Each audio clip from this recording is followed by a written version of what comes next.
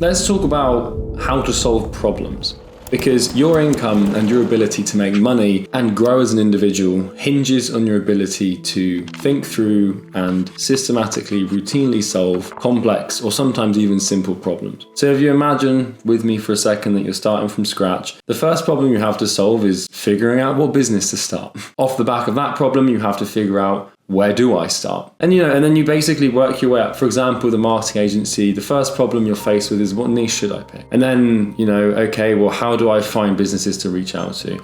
And how do I reach out to them? And how do I get them to reply? And how do I get them to book a call? How do I get them to show up? How do I get them to tell me things on the sales call? Right? How do I get them to actually buy from me? And how do I persuade them that they should work with me? How do I get clients without case studies and testimonials? And then how do I onboard them? How do I deliver results? How do I support them? How do I charge them? How do I keep them? How do I deal with the money? How do I do my accounting? Like, what you find is that building a business is basically just solving problems. The great thing about problem solving, and maybe not so great, there's always another problem to solve. And your income is directly correlated against the problems. In this video, I want to introduce you to a tool that I use quite frequently in my life. It's called Socratic reasoning, and you may have heard of it before. I'm going to give you an example or two and basically explain how to do it. I've built and scaled 2 companies, NorthFlow Consulting, agency to 7 figures, Imperium Acquisition, coaching business near enough at 8 figures. During that time, I've solved a ton of problems. And the result of solving those problems is now I've got the problem of what do I do next? Now I'm okay, I want a bigger problem. I want to get to 9 figures as opposed to 8 figures. And so that's what I have to do. So Socratic reasoning is a method of critical thinking devised by Socrates in the ancient Greek times. I think people overcomplicate critical thinking, and people think critical thinking is this weird talent or skill that people are naturally born with. Here's the thing about reason and thinking. It's not taught in school. This is a tragedy with school, is that if I ask you what the capital of a certain country is, you could tell me, but if I ask you what critical thinking and basic reasoning skills are, you probably couldn't. Socrates was a very rational person, and he devised a method of thinking called Socratic reasoning, which basically revolves around asking the question why until you understand the true nature of something. Very simple idea. An example with a friend of mine. There's a girl in a relationship. She's quite unhappy in her relationship. She said to me, she's like, I don't know what to do. I want to be in this relationship, but I can't stop looking at other people. I feel really bad. And she was just really upset. I was like, all right, let's do some Socratic reasoning. She was like, what the fuck are you on about, Charlie? Because she knows that I'm a bit strange like that. But we did it, and I basically said to her, I was like, why are you looking at other people? And she was like, oh, because I'm not happy. And I was like, well, why are you not happy? She's like, oh, because the person I'm with, they're not making me very happy.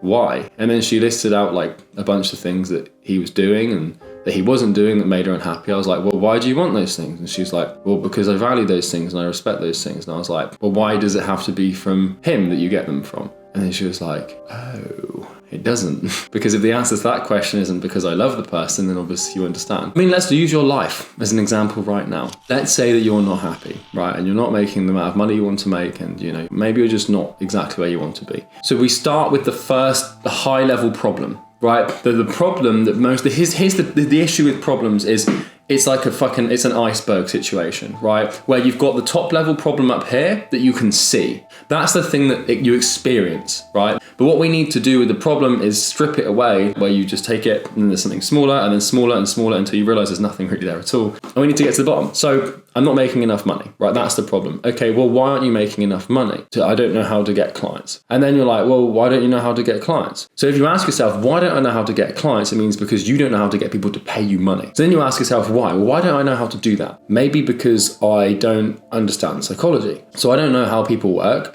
I don't understand human nature. Okay, well, why have I never studied it? Because I've never thought I had to before. Okay, well, now I have to, so you solve the problem, right? But if we go down the other line of thought, which revolves around, I don't have confidence or whatever. Right? Why do I not have persuasive ability? Because I don't believe in my product. Because I haven't got conviction in what I'm selling. Okay, well, why don't I have conviction in what I'm selling? Because I haven't done the thing before and I don't know how to do it. Okay, well, why don't I know how to do it? Well, because I've never even tried to look. This is something that I do with clients. So if I'm on a coaching call with a client and they've got this big ass problem, usually that it's this massive thing oh my God, my life's ending. It's the worst thing in the world. And I've got this massive problem.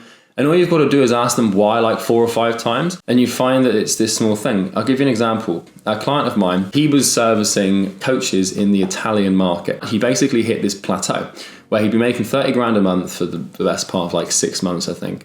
And he came to me, he was like, oh, like I'm in like a massive rut and I can't grow and I'm like really frustrated and like my sales rep's not converting and like I can't get enough appointments now and like results aren't doing as well. All these huge problems, right? And I was like, all right, well, let's get to the bottom of this. Let's do some critical thinking, some Socratic reasoning to actually try and define the problem. Because as Einstein, I think it was either Einstein or Newton that said that if they had an hour to solve a problem, they'd spend the first 55 minutes actually defining it. Most of problem solving is actually just problem definition. It's figuring out what you're actually dealing with, and then the solution usually jumps out at you once you actually truly understand the nature of the problem. So I said to the guy, I was like, what is the problem? What is the core of the issue? He's like, well, my business isn't growing. And I was like, why? I feel like the market's just saturated and I can't get any more customers. I'm really struggling to get clients. Okay, well, why is the market saturated? Oh, because I only work in Italy and we only work with Italian coaches, so there's not many of them. Why do you only work with Italian coaches? And then the penny drops like that. And he's like, well, there isn't really any reason why. And I was like, yeah, so there's your problem. So you're telling me that one of the core underpinnings of your entire business hasn't been critically thought through. What we've got here is a TAM problem, which is total available market. He was like, okay, yeah, I guess you're right. And I was like, so what are you gonna do? He's like, I'm gonna work in other markets. And now he solved the problem. Right now his business is growing again. But all it took was just 2 minutes of a third party asking him why for him to think through. Now, the real power in this method of thinking comes from when you can do it yourself without having a consultant or a third party to do it with you. When you can take a problem in your life, in your business, and you can actually think it through. The death of critical thinking is emotion. If you can actually just remove all of the emotion from the problem and just truly actually get to the bottom of the thing and deal with like, what am I trying to do here? Like, why am I trying to solve this problem? Why?